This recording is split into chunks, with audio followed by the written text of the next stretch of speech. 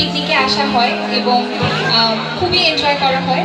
আমার খুবই ভালো লাগে দেখতে যে কুশিয়া পরিবারের সব সদস্যরা এই একদিন সবাই আমরা একসাথে মিলিত হই এবং এটার সাথে একটা কি বলবো, আমার জন্য একটা অ্যাডিশনাল পাওয়া হচ্ছে যে এখানে গান গাওয়ার সুযোগ পাওয়া।